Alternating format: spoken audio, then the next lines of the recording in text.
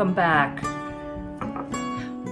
Today is kind of going to be a tagine recipe, and for those that haven't seen it, this is a tagine.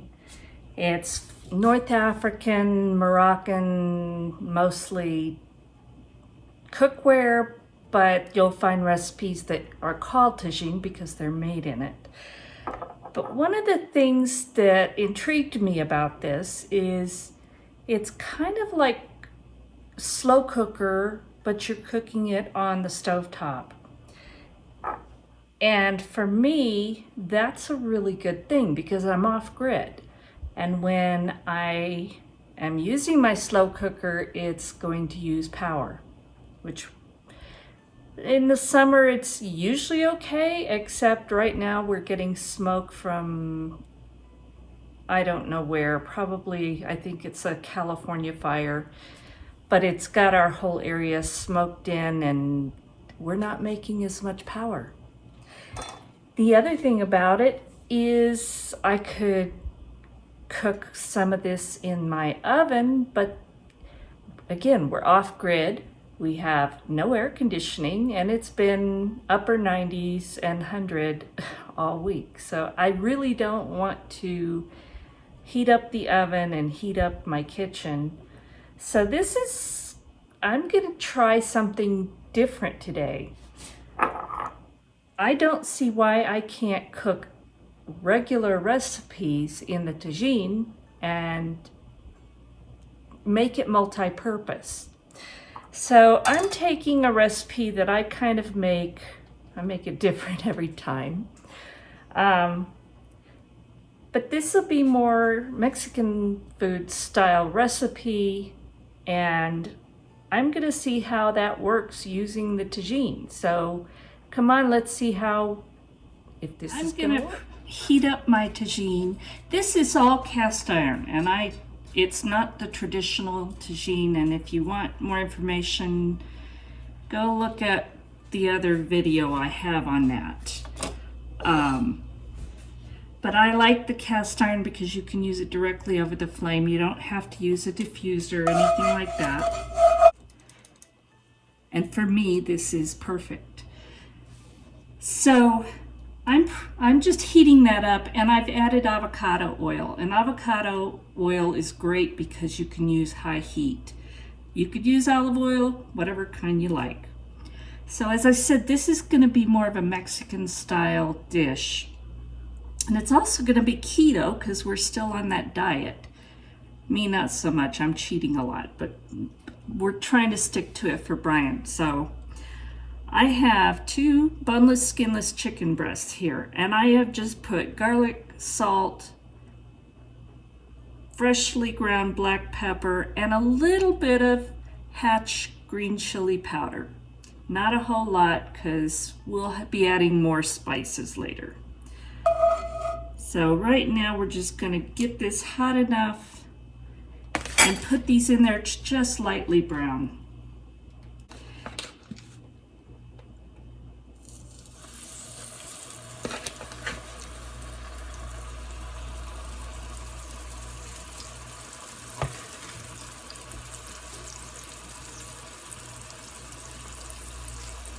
Now, how a tagine works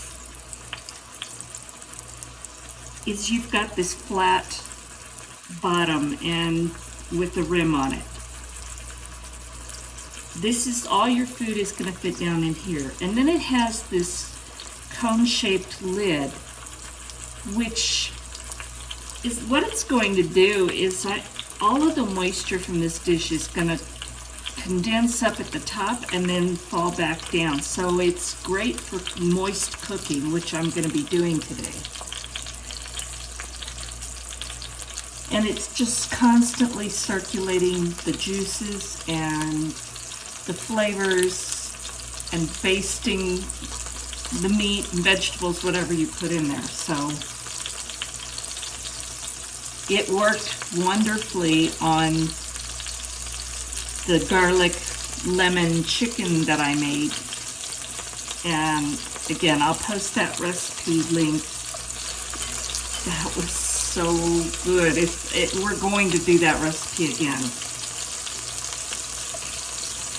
most of your tagine recipes are going to be, they're going to have sweet, savory, and spicy because that's how the North African recipes tend to be.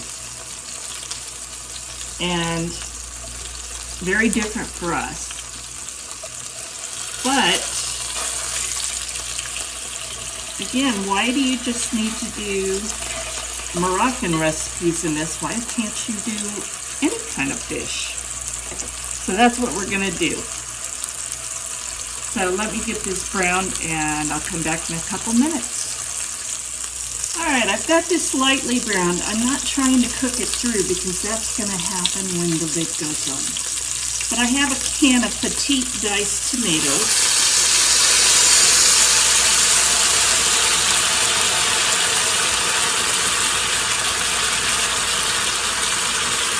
And it's splattering all over me. Then I have a can of Hatch green chilies that are diced, and I'm going to add that to it.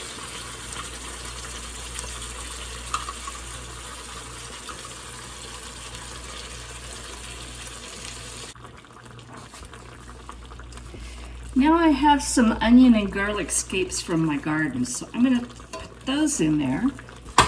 And this is some garlic, chopped garlic that I'm going to add. And I love garlic, so it's never too much.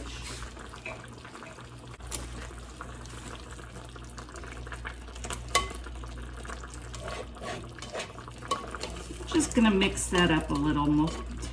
You don't have to worry too much because, as I said, all of those flavors and juices are going to come up and then they're going to drop down onto everything in the bottom. So that's it. For now, I'm just going to put the lid on. I'm going to turn the heat down to low. And we're just going to let it cook. Then we'll come back in a little bit and add some vegetables. It's been about half an hour. And it smells wonderful.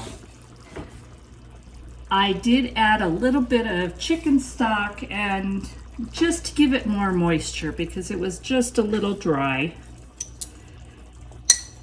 And like I said, I change this up every time I make it, so we'll see what happens. So I'm going to add about a tablespoon of my homemade salsa mix. And I have a video on that one, and I'll put the link for that. But it's got all of those flavors that I want, including more garlic, so it's always good. I'm going to add some black olives, sliced black olives. I don't usually do this in Mexican food, but sometimes I like it, so I'm just going to put some in there. And then I have one zucchini that I peeled and sliced. And I'm going to tell you that the chicken breasts are probably fully cooked. I have not tested. I don't think I need to. This way of cooking just so concentrates the heat and the moisture that they're going to be really perfect by the time the zucchini is cooked.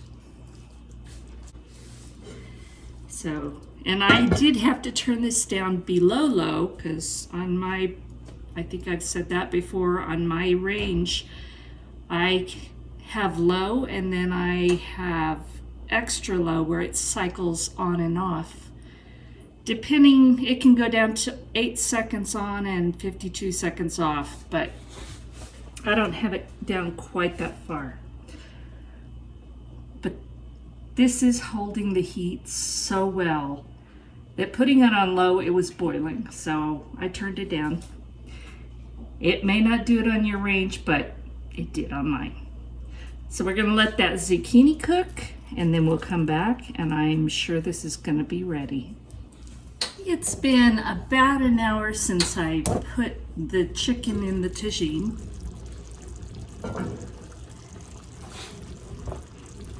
And it smells wonderful.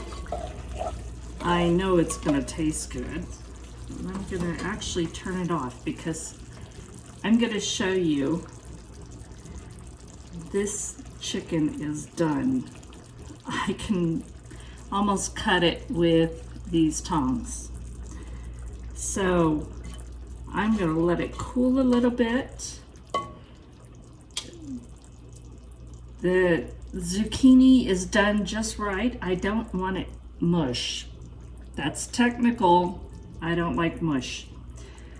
So I'm going to let it cool just a little bit, and then we'll come back and have a taste of this Mexican chicken tagine. Let's take a taste of this. I'm going to tell you, I'm cutting this with my fork. You don't need a knife to cut it. Let's see how it tastes.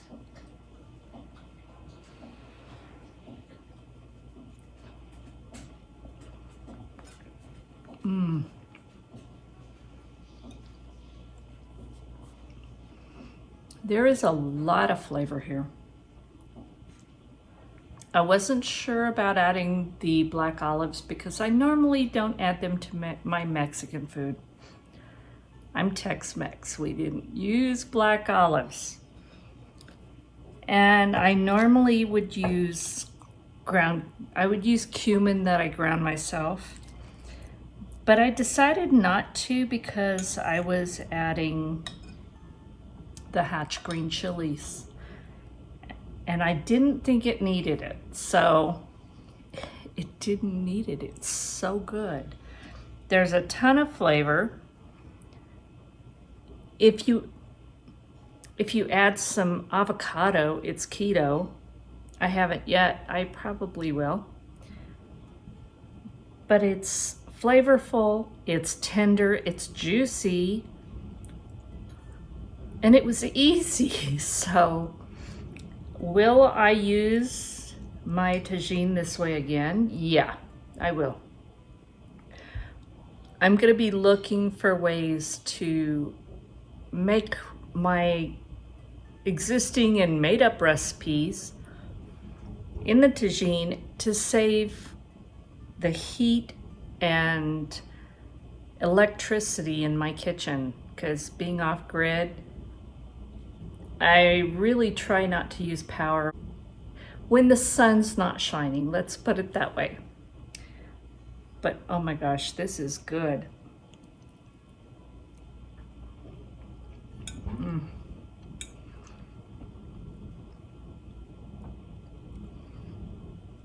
Wow. If you don't like really spicy, use regular green chilies instead of the Hatch, or leave off the Hatch green chili powder.